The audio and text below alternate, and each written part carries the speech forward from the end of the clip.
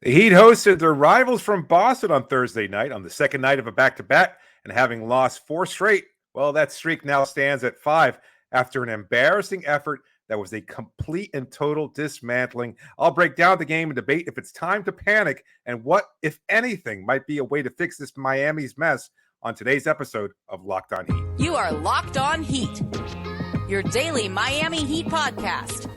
Part of the Locked On Podcast Network, your team every day.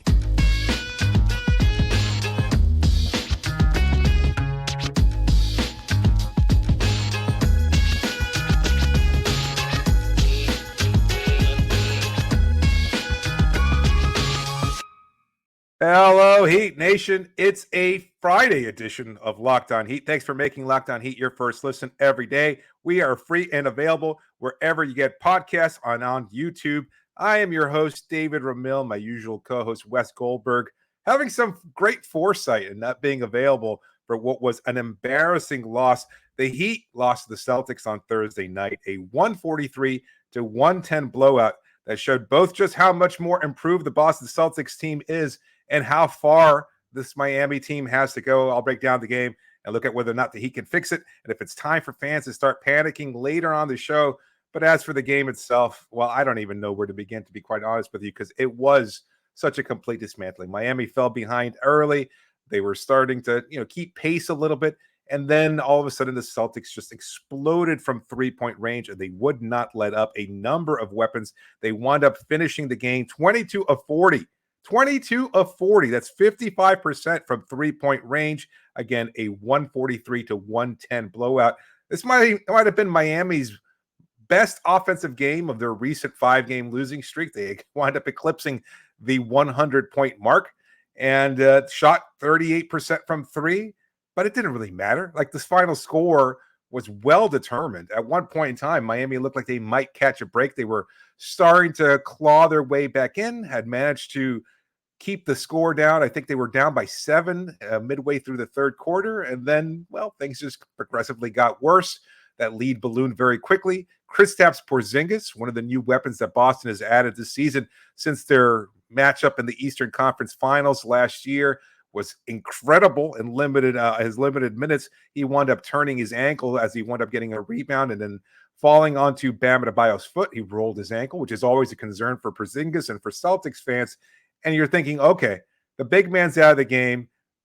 Take away his three-point shooting, take away his deadly pick-and-roll combination with any one of the ball handlers on the Celtics roster, and maybe Miami has a chance to continue clawing away and maybe finding a way to steal this game despite having given up that incredible shooting from three-point range. No, that wasn't the case. In fact, Boston wound up improving on that lead. And again, the team was checked out mostly by the fourth quarter. It didn't really matter. The starters played, eventually the benches were emptied, but it didn't really matter. It was just a really, really tough loss. I don't know exactly how to break down this game because there are so many different aspects of it, but I'll start with this. Boston looks really good, and I hate to say that, and I really think a lot of Heat fans don't even want to hear that, but that is the reality. They are the best team in the Eastern Conference for a reason. They look really dangerous. They have a number of weapons. The broadcast, fairly or not, was talking about, there should be 3 all-stars on the Celtics roster with Derek White and Jaylen Brown. Jason Tatum had been named a starter earlier before the game itself, and they look deep. And that's not even counting Porzingis. That's not even counting Drew Holiday, who have both been very solid for Boston this season. And yes, they're older, and yes, there's always the threat of injury, but that's a really good starting five. And when they're clicking the way they did tonight, there's not a lot that Miami or any team can really do. As for the Heat, they just look discombobulated. There's a number of issues there, whether it's fit, whether it's talent, versus whether it's effort. All of those things seem to be at play, and I don't know how to separate exactly what percentage of these existing problems are responsible for not just this loss, but the 5 straight losses that Miami has endured, because there are a number of different things. You'd think, well, you might get a boost by the trade of Terry Rozier. You get rid of Kyle Lowry, who hasn't been productive, and maybe you're thinking you can at least address one of Miami's issues, which is a lack of rim pressure, not getting much balanced scoring, etc. But Rozier, as much as he's been okay, and he hasn't been great, he didn't really play very well today. Nobody really did for the Heat roster. But, he finished with 3 of 10 shooting, 30%, and just 7 points, 1 of 4 from three-point range, 2 rebounds, 3 assists, and a steal. So he hasn't exactly been as good as a lot of Heat fans and myself and my co-host Wes expected. But I think that Miami just doesn't have the horses. There's also a lot of tension there. Look, maybe I'm reading into it, and maybe again this is a result of a 5-game losing streak where you start to see shadows where they may not exist. And I will be guilty of that. I admit that.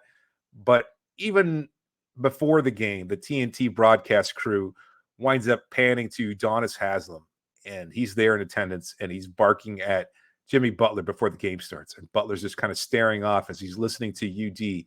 And he's kind of, giving him the pep talk, probably reminding him of how much we hate this Boston team. You got to go out there. You got to show them you're the guy. You got to show them that you're still the best team in the Eastern Conference, et cetera, et cetera. All the different things that we know UD will say in order to light a fire under somebody's ass. It didn't matter. It did not matter at all. And I'm starting to come around to the idea that there might be tension behind the scenes. This isn't a reporting thing. This is just me being somewhat subjective here and speculative and assuming that maybe there's some kind of a tension because, again, is it a result of fit? The big three of Tyler Hero, Bam Adebayo, and Jimmy Butler just don't seem like they're able to flourish alongside one another. When one of them is out, that allows other players to step up, and there's a much more balanced offense. When it's the three of them in there, all looking to score within the same range, basically in the mid-range or in the painted area, that's not really fluid offense. And that's not a knock on any one of them as individual players. They're all really good individually. They all also have their limitations. And it just seems more and more like they might not be able to work together and coexist in a way that makes this team dangerous. Not just dangerous in the playoffs, because we don't know what this group is capable of in the playoffs. Tyler hasn't been available for the last 2 postseasons. Right? He certainly wasn't in last year, and the year before that, he was hindered by injury. Not exactly the best way of gauging whether or not this team is going to be as functional or as good as they were last year in the postseason. So there's a lot of questions about this group, and I don't know how to fix this. I don't know if there are answers for this because right now it just seems like they can't seem to get out of their own heads. There's not a lot of heart there. There's not a lot of effort. And, maybe it's just us kind of blowing things up. And I mean us in a collective Heat Nation sort of thing, because we're looking at this team losing 5 straight, and these losses have been demoralizing. And you're wondering, what the hell is going on? And there, again, it just doesn't seem like anything's working. And it just doesn't seem like anything is really dysfunctional either. Not completely. There's no injury you can point to. There's no player who's really struggling or has groused about his role or anything like that publicly. None of that is happening. This isn't the same kind of dysfunction you see from other teams. This isn't a player who's requested a trade. Tyler hasn't gone publicly and says, I can't play with Jimmy. I got to get out of here. Bam's not, saying this team is falling apart. We hate each other in the locker room, etc. I still think this is a group that enjoys the idea of playing one another and competing at a high level. They're just not doing it right now. And that might be due to fit. That might be due to different things. And yet I also don't know whether or not this team can turn things around. And maybe that seems a little dire, a little too doom and gloom. And maybe things will eventually resolve themselves. But you're taking on the New York Knicks in just a couple of days in an afternoon game at Madison Square Garden. You come back home and you take the really hot Phoenix Suns. You're hosting them on a Monday night game. That's going to be a real challenge for Miami to stop because, well, who the hell is going to defend Kevin Durant, who's still one of the best players in the game? Not to mention one of the best shooters in the game in Devin Booker and a great scorer, etc. And I don't know, this streak might realistically go into 7 games. Is it time to panic now, or should we hold off until the eventual streak reaches 7 games, 8 games, maybe even double digits? Is that a possibility? I don't think so, but we'll talk about that, or I'll talk about that in the next segment. You're listening to Locked On Heat. Today, I want to tell you about our partners over at eBay Motors. This show is brought to you by eBay Motors. They've teamed up with Locked On Fantasy Basketball host Josh Lloyd, to bring you some of the best fantasy picks each week, all season long. Whether you're prepping for a daily draft or scouting the waiver wire, every week we're going to provide you players that are guaranteed to fit on your roster. So let's see who Josh has picked out for us on this week's eBay's Guaranteed Fit Fantasy Picks of the Week. First of all, somebody that Heat fans should know a lot of, that's G.G. Jackson. He's come on strong. The rookie has been a really good scoring punch for a Memphis team that is clearly going through a lot of personnel issues. They've had a number of injuries, and their season's basically been toast, but Jackson has provided a hell of a spark. Mason Plumlee's getting an opportunity with the Clippers. Aaron Nesmith has been good in his role with Indiana now that Bruce Brown is in Toronto. Jabari Walker seems like he's playing at a high level. Marvin Bagley, the third, obviously in Washington now, is a project there, but eventually he might get some opportunity. If I'm looking at these players, I got to go with G.G. Jackson. We've seen the spark he can provide. He's still erratic. He's still a young player. He's the youngest player in the league. And at the same time, I think he adds a lot of value to your fantasy team. So he'd be a pickup that I'd certainly look to. But Josh Lloyd from Locked On Fantasy Basketball is going to help you win your fantasy championship. And eBay Motors knows a championship team is about each player being a perfect fit. Same with your vehicle. Listen, everybody loves their cars. I've said it before. Your car is a part of your life. It gets you to where you need to. It carries your family with you. It takes you around to dates, to work, to special places and special moments in your life. So you want to take care of your car, so your car can take care of you. That's why with over 122 million parts for your number one ride or die, you can make sure your ride stays running smoothly. Brake kits, LED headlights, roof racks, bumpers, whatever your car needs, eBay Motors has it. And with eBay's Guaranteed Fit, it's guaranteed to fit your ride the first time, every time, or your money back. Plus, at these prices, you're burning rubber, not cash. Keep your ride or die alive at ebaymotors.com. eBay Guaranteed Fit, only available to U.S. customers. Eligible items only, and exclusions do apply. Locked On has launched the first ever national sports 24/7 streaming channel on YouTube. Locked On Sports Today is here for you 24/7, covering the top sports stories of the day with the local experts of Locked On, plus our national shows covering every league. Go to Locked On Sports Today on YouTube and subscribe to the first ever national sports 24/7 streaming channel. This is a question that I'm seeing manifest in many different ways on social media. It's one that I'm sure a lot of people are kind of feeling a lot of existential dread taking place right now as the Heat continue to lose. And the spark that a lot of people thought Terry Rozier would provide has not been there. Miami still looks very dysfunctional. I'm not completely soured on the Rozier thing, obviously. It's only been 2 games, and I don't think that's fair to him. I still think we need to give him the benefit of the doubt. It's going to look clunky, but that's basically because Miami's whole offense has been clunky all season long. There really hasn't been, with the exception of when Duncan Robinson was starting. And this is not a knock on Tyler Hero, although I think the games of Duncan Robinson, their respective offensive productivity might not mesh the same way with Jimmy Butler and Bam Adebayo. There's something about Duncan. And again, maybe that's the fact that Jaime Jaquez Jr. was in the lineup and he was providing a spark, that Haywood Highsmith was starting and his defense was providing a spark. They were missing that prior to that 7-game win streak, and they're missing it right now with Jaime particularly out. He's still out due to injury. No timetable for his return. Kevin Love was also out tonight. Not sure what a difference that would have made. I do think his size would have helped Miami with the rebounding edge to some degree. Certainly his three-point spacing. Had he knocked down those shots, something he hasn't done of late, that would have helped. It's impossible to say whether or not either of those players or both of them had been in the lineup, whether or not that would have provided the spark necessary for Miami to find a way to at least hang close. And I know that's always the question mark, right? You know, the what if of professional sports. If those players were there, would they have been able to help Miami keep pace with the Celtics? Would they have done a better job? I don't know. You know, in Jaime's case, we know what he's going to provide. And I you know, Barry Jackson of the Miami Herald, a little doom and gloom himself of late, talking about, you know, Jaquez being fourth in his MVP ballot because certainly Miami has struggled in his losses. All these losses have been without Jaime. And I think there's something to that because Jaime provides a lot of instant offense. His decision-making, his passing, his court awareness, his defensive effort, which hasn't always been great. I mean, the effort is always there. The defensive stance and everything else hasn't always been great. but I think he does provide a spark, especially in transition basketball, because he gets to the rim. His size and speed, the combination of those two factors makes him really difficult to stop, and he can draw fouls, a lot like a really engaged playoff version of Jimmy Butler, not who we saw on the court tonight against the Celtics at Kaseya Center. So I think certainly would have helped. And again, with Love, his spacing would have been a factor. Who knows? Who knows what the outcome would have been like? But to answer the specific question, which comes in from Recyclops, a longtime listener, whether or not it's time to enter into a full-blown panic, no. I have to do my job as a reporter and a nuanced perspective. I don't think it's time to panic. I'll say this again. Ultimately, the regular season does not matter. My co-host would challenge that 100%.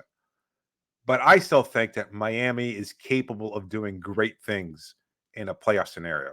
Is that something you can count on? Absolutely not. But they're capable of it. And that being the case, you have to withhold judgment on this team until they reach the playoffs. Now, the big caveat here, will they make the playoffs? Like, we can point to their incredible Cinderella run to the finals last year and also recognize they were a few minutes away by being eliminated by the Chicago Bulls. And had they been eliminated, well, we know what would have happened this offseason. They would have made some trades. They would have done something differently, even more so than the pursuit of Dave Lillard or Donovan Mitchell or whomever else.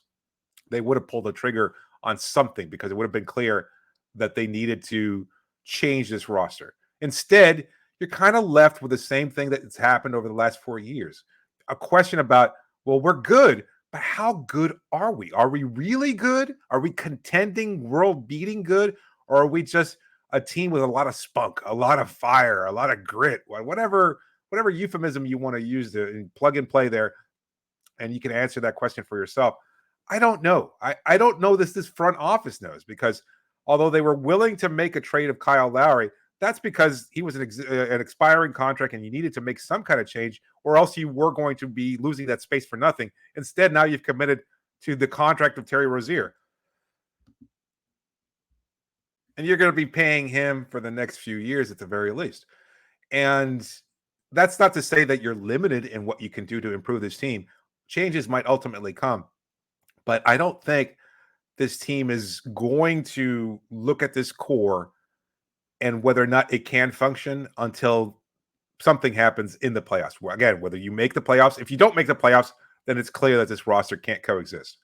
If you go on another deep run and Tyler's functional and a big part of that, and whatever role he might have at that point in the season, then I think you can say that this team has a chance of being able to compete on a bigger stage, and we'll give them another chance. We'll make some more minor changes on the edges. We'll do what we can to improve this roster.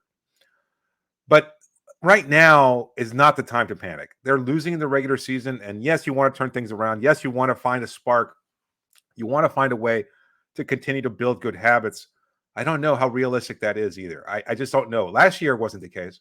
Like, we've had this debate before. They stank last year. They were a bad team. And they showed that they were a bad team pretty consistently through 82 games. They had ups and downs. And there were a lot of questions about this team going into the postseason. You know, they didn't feel like as bad as the play-in tournament, but there they were nonetheless. That's what their record reflected, and it seems like they're heading in the same place. Like, a startling fact is that they're both at the same record now and the same point in the season as they were last season and this season.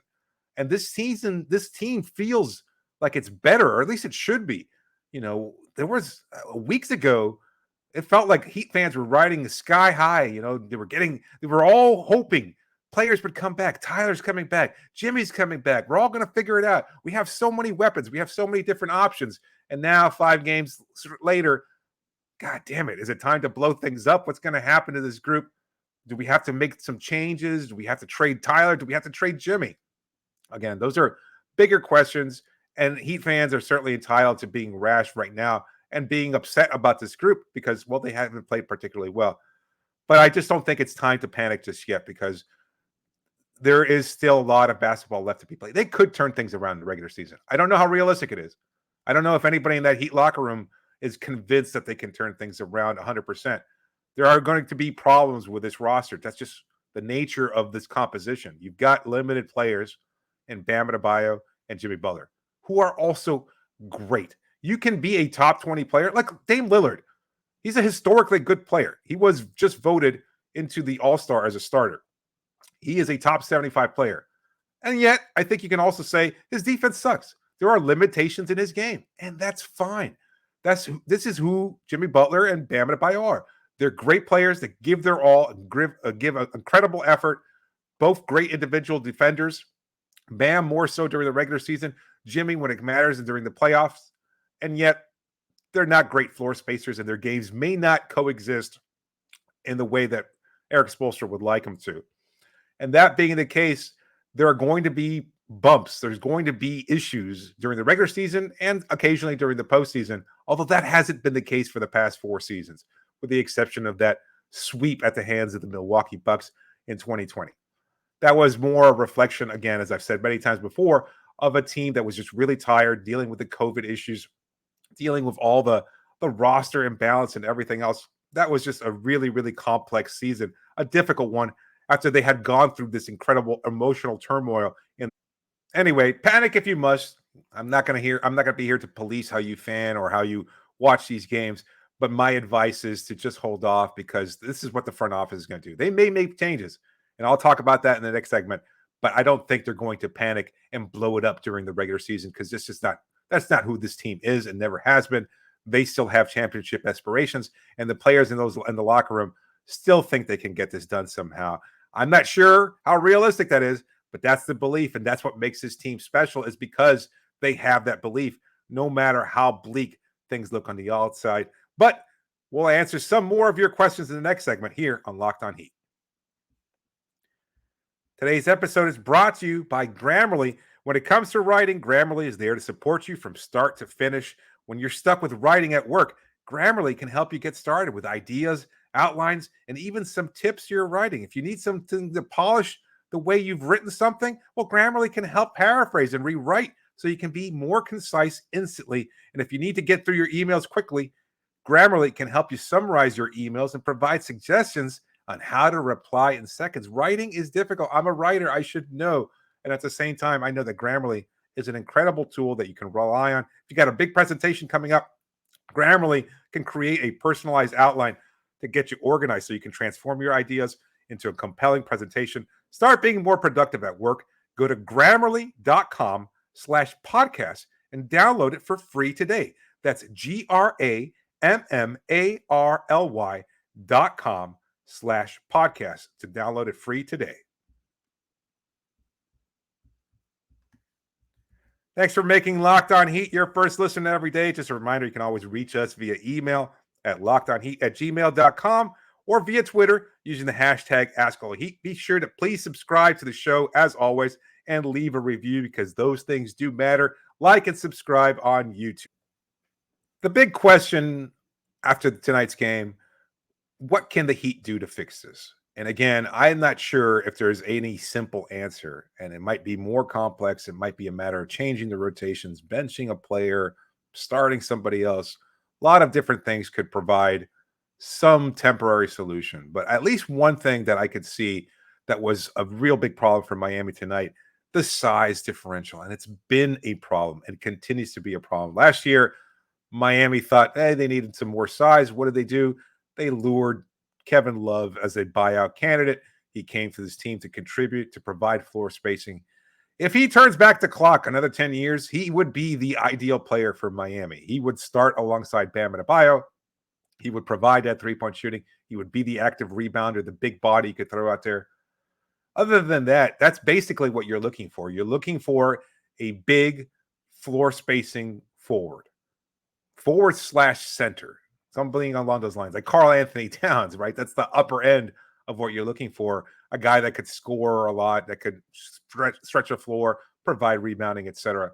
You're not looking necessarily for a great defender at that position. You just need somebody to challenge these players. Like I saw one particular issue tonight, and I think Miami's switch-heavy defense just doesn't work when you're this small. Like, you cannot challenge teams like Boston and the size that they have at every position, especially when you've got 7'4" Kristaps Porzingis out there. and have Tyler Hero or Terry Rozier trying to match up with 7'4" Kristaps Porzingis. That just doesn't work. And it didn't work in the finals against Nikola Jokic. And it's not going to work whenever you have a team of bigs like this. I mean, you're going to face, let's say you do get into the playoffs. What team doesn't have a big that couldn't be a threat? Cleveland, I guess Jared Allen, as good as he is, might not necessarily be a go-to scorer. But let's say you match up against the Sixers. Are you going to put Haywood Highsmith on Joel Embiid? That ain't going to work. Are you going to put him against Porzingis? No thanks. That we already saw how that played out. Brook Lopez, Giannis Antetokounmpo, etc. Like, these are matchups that Miami cannot win because they continue to switch, and you wind up getting these possessions where even if you send the double quickly, and Miami did a good job of that. That's they do. You post up, let's say you got Rozier on an island against Porzingis, Haywood Highsmith comes over. Well, guess what? Then you've got Derek White open from three. You got Jason Tatum or Jaylen Brown open from three. You got Sam Hauser or whoever the hell they have on that Celtics roster that's capable. Peyton Pritchard hit a couple shots. You know, Miami just found themselves giving this maximum effort on defense, and it wound up translating into a three-point opportunity for the Celtics. And of course, they hit those. Did the Celtics have a really good shooting night? Was it an aberration? Yes. And at the same time, that's not the solution. That's not the reality. Is that Miami gave up those shots, and you have to be able to deny them. I don't know if you just stick to man. The problem is that that's not the strength of Bam Adebayo. Like, he can guard anybody. And that's the reason why Miami has to switch, because you have Bam basically playing as a rover. He switches, he guards the ball handlers, he guards wings, he guards bigs, he guards everybody. But somebody else has to pick up that matchup. And Miami's far too undersized to really make those teams feel that presence. They cannot challenge those people physically because they're not big enough. And so if you're looking to a change in particular, I would say they probably need some more front court size, a floor spacing big. Those don't grow on trees. I don't know how good you're going to find a player like that. A buyout candidate, maybe. Those options do exist for Miami, but even then, they're limited because of their financial structure and everything else with the salary cap. We've gone over this over the last couple of days. Again, no easy solutions for Miami. The Heat do have some bigs on the roster, but we saw tonight, Thomas Bryant, he provided a little spark offensively, cutting to the board, getting some rebounds, being able to have a couple of shots here and there. But he's surpassed Orlando Robinson. And as optimistic as we were regarding O's ability to impact this team and maybe be that big floor spacer, he doesn't get the opportunity. He's in Sioux Falls, or he's on the bench, and he's just not getting any playing time for this group. So he's not an option. He's not realistic. Maybe next year's the year. And I know we've been saying that for a couple seasons now, but maybe next year is the year for Orlando Robinson. So if you're going to try and find somebody, maybe you'll have an option. I still think now, probably more than ever, as much as it pains me to say this, I think they do wind up exploring a trade for Caleb Martin. Like, he's just your best trade asset at this point. Before that, it was Kyle Lowry and his existing expiring contract. Now you're kind of left with relatively few options. You're not going to be able to, trade Josh Richardson and or Thomas Bryant for any player of value. So I don't think that's realistic. If any player has any remaining value on this roster and is a tradable asset, it's Nikola Jovic, who I think the Heat front office is still too high on to just casually trade him. You're not going to get, again, the kind of requisite value because of the salaries, because of the fact that he's just an unproven player at this point in his career. I don't know that you're going to be able to acquire the player that you're looking for, given the limitations of this roster. But, that's for the front office to decide. I think they'll be active. I think they'll continue to explore opportunities. They were active before this, and they pulled the trigger on the Rozier trade. And they're going to be, as they have in the past, be active on the buyout market. I don't know what's going to fall to Miami at this point in time. Kevin Love came here because I think Miami's a nice place to live, and it seemed like a good fit. And Miami was a team that needed somebody exactly like what Kevin Love was providing, a floor spacing big. I don't know who sees this Miami roster. If you're bought out and you're a veteran player that just took a cut in your pay so that you could go play for a contender, is Miami the most attractive option? I don't think it is. And so given that, you might look at teams like Philadelphia or Milwaukee or the Lakers. The Lakers aren't much of a better option, but it's the Lakers, and they're going to be able to do something with Anthony Davis and LeBron James, and who knows? There are other teams out there that are much more attractive to a buyout free agent than Miami. And so I wouldn't count on that as being a source for an incredible upgrade. You might wind up just getting PJ Tucker, and somebody else asked about that. Is that going to be Miami's big pickup? It might be. He provides something at least. Like I wouldn't feel too bad about it. I don't know. I don't think he's completely quote unquote washed, a term that I hate, but I would feel much more comfortable having PJ Tucker putting an elbow into Kristaps Porzingis and just forcing him out of the paint and keeping him away from an easy look at the basket and making things difficult, because that's just who PJ is. And this is a system that is familiar with him, and he's familiar with the system. He's familiar with the players, the coaching staff. It seems like a good fit. I don't know. We'll see how it all plays out. I think he's right in that window of not making too much money where he cannot be a candidate for Miami to add. If he gets bought out, and that's another question, is if he gets bought out, they might not even buy him out. So we'll see how it plays out. There'll be other questions. We'll look at that as time goes on. But, for now, I think this will wrap up today's episode. We'll see what happens on Saturday. Miami goes into New York after a day off. They'll be off on Friday. They'll travel to New York tomorrow night. They'll get to the city and shoot around Saturday morning. No, actually, they won't even shoot around because it's a 3:00 game. So we'll see. They've got basically 36 hours to just let this eat them up inside. And God, I hope that they figure something out, because right now this is a team that just does not look like they care. And all it takes is one game. And maybe I thought it was going to be against the Boston Celtics. It was not. That was not enough of an inspiration for them. So maybe it'll be facing another Eastern Conference playoff foe in the New York Knicks, another rival, if you will. But that'll do it for today. Thanks again so much for making Locked On Heat your first listen. Don't forget, Locked On has launched the first ever national sports 24/7 streaming channel on YouTube. Locked On Sports Today is here for you 24/7, covering the top sports stories of the day. Go to Locked On Sports Today on YouTube and subscribe to the first ever national sports 24/7 streaming channel. Thanks to everyone for listening. This is David Ramil signing off for now. Enjoy your weekend.